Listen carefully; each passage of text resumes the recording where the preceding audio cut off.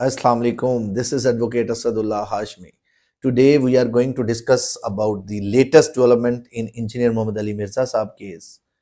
और कुछ क्वेश्चंस हमसे पूछे गए कि इंजीनियर मोहम्मद अली मिर्ज़ा साहब के केस में अभी जो लेटेस्ट जो हाई कोर्ट से जो है वो डायरेक्शन इशू हुई है टू दी सेशन कोर्ट, जो कि ट्रायल कोर्ट थी जहां से बेल रिजेक्ट हुई थी, तो अभी उसका फर्दर जो है वो क्या स्टेप्स होंगे, क्या फर्दर जो है वो इस इंजीनियर मोहम्मद अली मिर्ज़ा साहब के केस को सेशन कोर्ट दोबारा सुनेगी, या इसका जो है वो क्या फर्दर जो है वो लीगल रेमेडीज अवेलेबल होती हैं, तो कैसे जो है वो इसको टेकअप किया जाएगा। और उसके अलावा कुछ क्वेश्चन थे कि सर हाई कोर्ट के ऑर्डर के बाद क्या इंजीनियर मोहम्मद अली मिर्ज़ा साहब के पास जो है अब सुप्रीम कोर्ट में जाना पड़ेगा या हाई कोर्ट की रेमेडी अभी अवेलेबल है, इसके बारे में भी हम इंशाल्लाह डिस्कस करेंगे। नंबर 2 के लीगल टीम को अभी जो है वो किन चीज़ों की ज़रूरत है कि वो जो है केस को बेहतर तरीके से चलाएं, और आपके ख्याल में इंजीनियर मोहम्मद अली मिर्ज़ा साहब का केस अभी किस स्टेज पर है। अच्छा, इसको भी हम इंशाल्लाह इन डिटेल जो है वो आपके I will try my best के आपके इन क्वेश्चंस के आंसर जो हैं वो इस वीडियो में मिल जाएं। फर्स्ट ऑफ ऑल ये कि जब हाई कोर्ट जो है, ऑनरेबल हाई कोर्ट जो डायरेक्शन इशू करती है बेल स्टेज पे, तो उसमें उसको पहली बात तो ये कि केस रिमांड होना कंसीडर नहीं होता। इसको आप कंसीडर कर सकते हैं कि कोर्ट ने बेल को मेरिट पे डिसाइड किए बिना, आपको बेल दिए बिना नीचे डायरेक्शन इशू कर दी ट्रायल कोर्ट को कि आपने जो एविडेंस की यहाँ पे बात हो रही है, जो भी लीगल टीम की तरफ से बात की गई होगी, कि वो बात उस जो डॉक्यूमेंट्स का बात की जा रही है ये ट्रायल कोर्ट मेरिट पे कंसीडर करे, देन उनको मेरिट पे जो है वो बेल डिसमिस या जो है वो एक्सेप्ट करे। अब उसमें कुछ क्वेश्चन अराइज हुए कि क्या इसका मतलब ये है कि ये इंजीनियर साहब के हक में बेहतर हुआ है या नहीं। तो मैं इसको कहना चाहूँगा कि ये एक लीगल टीम को और इंजीनियर मोहम्मद अली मिर्ज़ा साहब को एक जो है वो एक फेयर चांस मिला है दोबारा से, कि जो मिस्टेक्स या जो कमियां प्रीवियसली रह गई हैं उन कमियों को जो है वो पूरा किया जा सकता है इस डायरेक्शन के अंडर। और इस डायरेक्शन की अंडर जो है वो आप जो सेशन कोर्ट है उसको दोबारा से कन्विंस कर सकते हैं। तो उसका तरीका भी मैं आपको समझाऊंगा कि कैसे पॉसिबल होता है जब हम किसी बड़े क्रिमिनल केस को या किसी सेंसिटिव मामले को टेकअप कर रहे होते हैं, या कोई पॉलिटिकल फिगर के जो केसेस हमने बहुत सारे किए, तो उनमें जब हम करते थे तो हम किस तरह उस प्रेशर को भी कर्टेल करते थे और कैसे जो है वो आपके लिए बेनिफिशियल हो जाता था। तो उसके बारे में हम आज जो है वो डिस्कस करेंगे। अभी जो ही कोर्ट का ऑर्डर हुआ ऑनरेबल हाई कोर्ट से, जस्टिस सदाकत अली खान साहब की कोर्ट से, और उस ऑर्डर के बाद होता क्या है कि आपने फौरी तौर पे वो जो सर्टिफाइड कॉपीज हैं वो फॉरवर्ड कर दी जाती हैं टू द सेशन कोर्ट,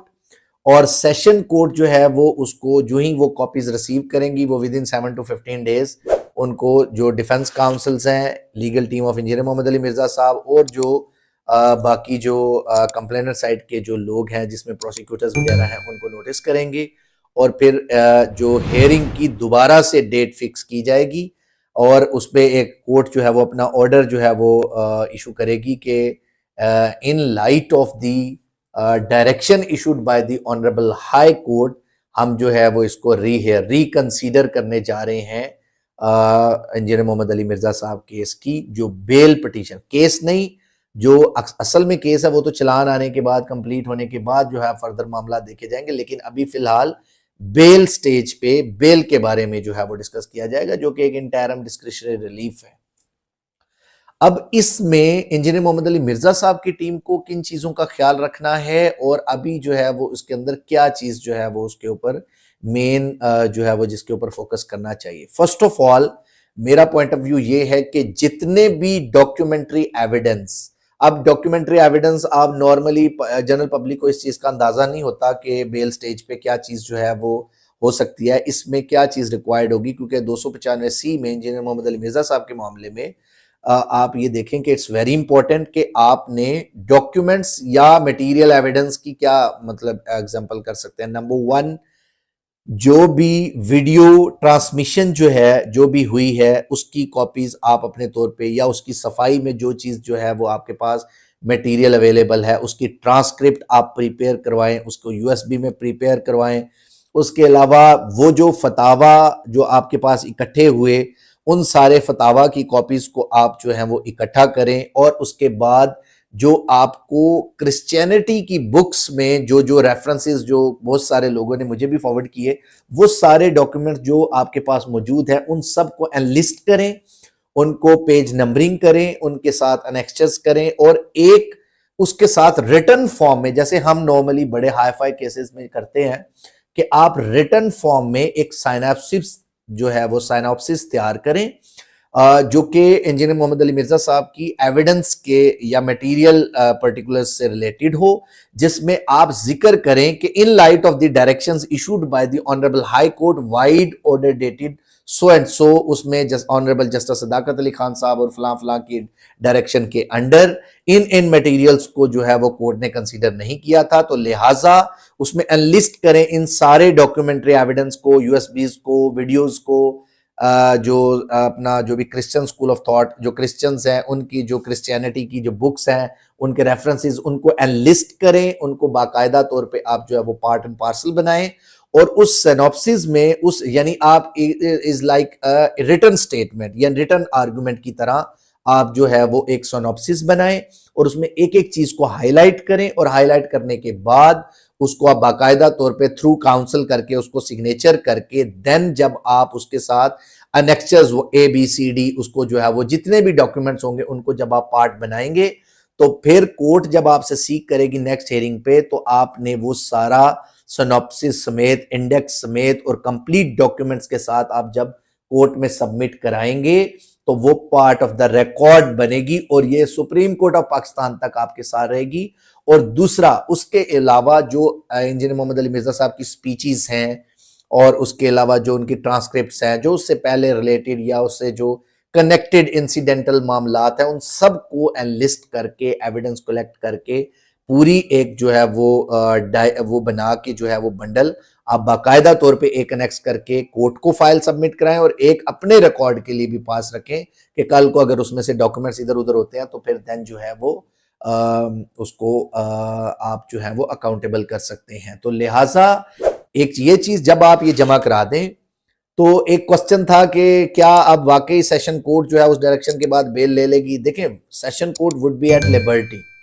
उसमें कोई प्रेशर, कोई जो है वो कोई किसी किस्म का जो है वो एंडोर्समेंट नहीं होगा। अब लीगल टीम को दोबारा से कन्विंस करना है टू दी सेशन कोर्ट के ये मटेरियल एविडेंस है, इनकी बिना पे, इनकी बेसिस पे हम जो है वो इंजीनियर मोहम्मद अली मिर्जा साहब की बेल जो है वो बनती है। फिर इन मटेरियल्स को लगा के आपने वो जो मैंने आपको बताया था लास्ट प्रीवियस वीडियो में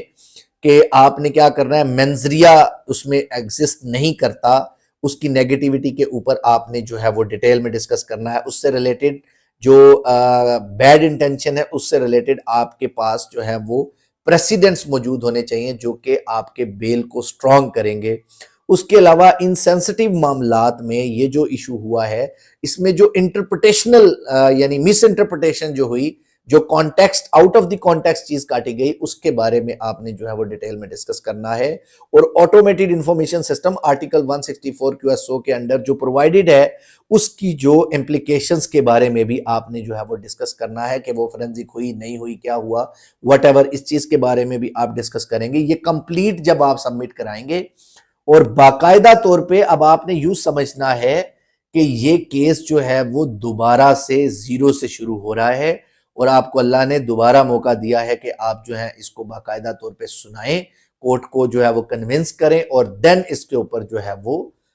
बेल इंशाल्लाह जो है वो आपको मिल सकती है। तो आपने बाकायदा तौर पे जो है वो इस चीज को देखना है, और कोर्ट दोबारा उसको जो है डिफेंस काउंसिल को भी सुनेगी, प्रोसिक्यूशन को भी सुनेगी, कंप्लीट उनको जो है वो हेयरिंग्स के बाद देन जो है न्यूट्रल होके कोर्ट डिसाइड करेगी। और इसमें कोर्ट के पास लिबर्टी है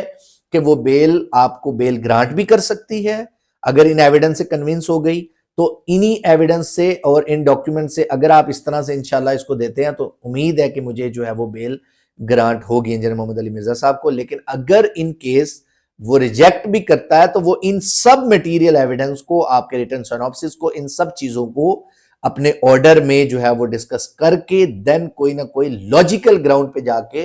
जो है वो डिसमिस या एक्सेप्ट करेगा। और इसके बाद फिर आपके पास राइट अवेलेबल होगा कि आप हाई कोर्ट में जो है वो उसको फर्दर जो है वो कंटेस्ट करें। तो मीनवाइल अभी मुझे पता चला था कि जी वहां पे जो है वो उन्होंने पार्ट बन गए हैं इस्लामाबाद में, उसका जो चैलेंज किया गया असलम खाकी साहब के पास। लेकिन ये जो है मेरे नज़दीक रावलपिंडी हाई कोर्ट बेंच में भी चैलेंज होना चाहिए इंडिविजुअली भी, कि अगर आप पार्ट तो बन गए लेकिन जुरिस्डिक्शनल डिफेक्ट आ सकता है, तो लिहाजा ये एक टेक्निकलिटी है। इसके अलावा अगर आप लोगों के कोई भी क्वेश्चन हो तो you can ask through comments, और ताकि फिर हम इंशाल्लाह नेक्स्ट वीडियो में आपको जवाब देंगे। Thank you so much. Allah Hafiz.